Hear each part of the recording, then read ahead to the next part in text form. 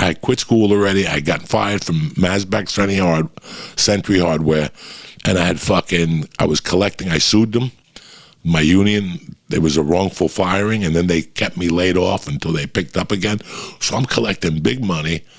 I'm collecting like $450 a week. When you're 18 in 1982, get the fuck out of my face. 1981, and I'm under the table working at this bar.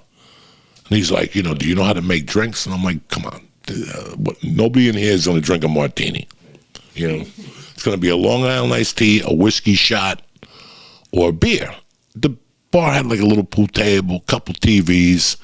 In the daytime, some Cuban bookies hang out in there that were left over from my mother's bar, so I knew those. So when I went in there apply for the job, I'm, guys, 18. Not even out of high school yet. And when I applied for the job, all those guys went there, like, yeah, hire him. He fucking grew up in his mother's bar. He knows what the fuck he's doing. Don't worry about it. Okay. He hired me, and this guy's like, I only got 2 shifts. He goes, I got Monday nights, and I got Thursday mornings at 7 a.m. to 3.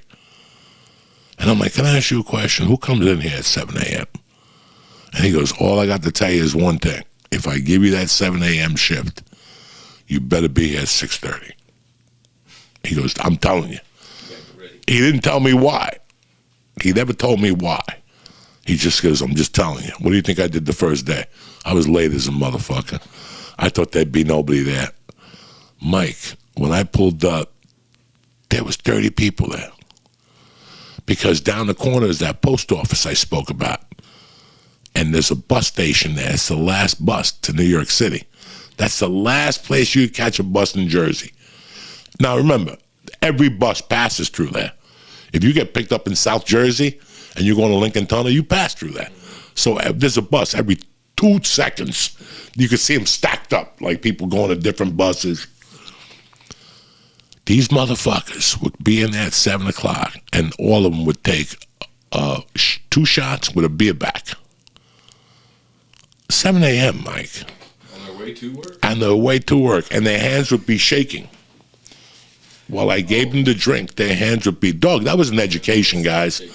That's an education. When you see a motherfucker come in, fresh from breakfast, throw a cigarette on the sidewalk, come in, get a shot of whiskey with a beer back, and then do another fucking shot of whiskey, and run to the bus with a cigarette in your mouth. That's fucking 7 in the morning. And there was 30 people there waiting on those. And out of the 30, 24 of them would be shaken. It was insane. It was insane. And then I would, nothing after 8 o'clock. I'd make a quick $60, but nothing after 8 o'clock. Nothing. I would just sit there getting hot dogs from the hot dog man across the street and shit all day until my buddies would come down. My buddies would come down sometime in the afternoon before they went into the city to get their fucking menu items for the evening. All right, we're back now. So Monday nights he gave me. And I'm like, what am I going to do on a Monday night? It wasn't even Monday Night Football anymore. I took the job like maybe, I'm not sure. Maybe I did have the job Monday Night Football. Dog, the first Monday I was there, I invited all my buddies, every one of those drunks. So I told them all, listen, you got to pay for a beer, but for every beer you pay for, I'll give you a beer and give you a shot. So if you paid me for 8 beers, you got 16 beers and fucking 8 shots. You're getting fucked up, all right? So I had about 100 motherfuckers down there, maybe 80 motherfuckers down there the first night. He called me Tuesday. He's like, that's the biggest cash register I've ever had in a Monday night. I broke like $1,000 on a Monday night with high school kids. With fucking high school kids? With fucking high school kids, I broke like $1,200 in the register. From 4 to fucking 3 in the morning.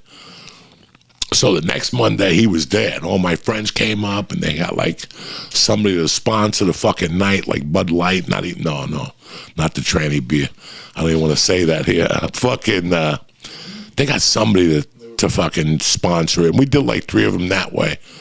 And then he's like, those Monday nights are too wild for me. Your friends are a little too wild. Guys, we were in fucking high school. And then one Monday, one of my dear friends, Darren Rago, God rest his soul, got into a tremendous fist fight with another friend of mine named Larry the Hat Larry the Hat. I love that fucking name. I knew Larry the Hat. I knew both of these motherfuckers since I was, a kid. And here they are in my bar fighting each other. I mean, it was a fucking tremendous fight. They ended the fight in a fucking van. Somebody had a van. Oh, my God. Every Monday it was something. But the beauty about this bar was, and this is when it gets interesting, guys. Fucking, there was a girl that worked there with me. And I grew up with her. Her name was Darlene. She came from a big Italian family. Me and her were always dynamite friends growing up. We'd bullshit at the basketball court. Now we were older.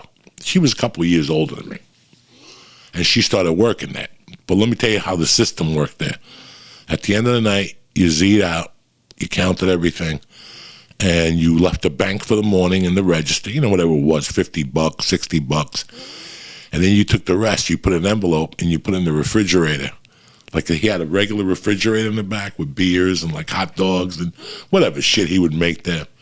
And you would put it up in the top thing. And I'm like, fuck, that's crazy. I leave $1,000 in that envelope overnight.